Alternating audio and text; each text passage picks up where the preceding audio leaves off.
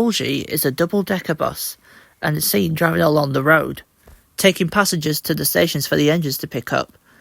However, Bulgy is not very kind, and unlike Bertie, he is very bad-tempered, and once he was sent into a hen house for telling whoppers, but now he was back on the roads helping Bertie. But Bulgy doesn't like the railways and would always make discriminative remarks to the engines. However, Bulgy isn't the only one who hates the railways.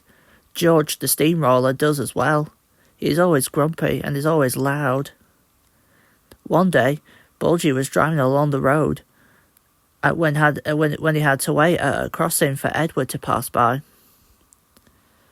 Mickey soon arrived with Rocky to clean up the mess when the Fat Controller came to inspect the mess.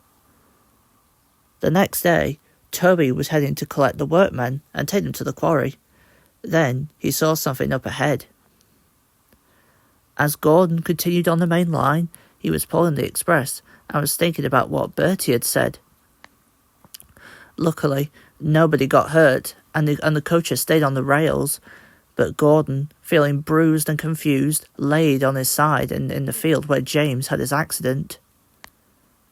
Later on, Emma and Ryan arrived with the breakdown train to get Gordon back on the track.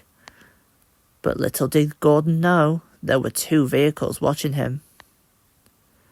Soon, many of the engines needed repairs. It took a very long time to mend them all, so the road vehicles had to do their jobs, and Bulgy and George were delighted. Meanwhile, the Fat Controller was in his office. He was feeling very stressed out.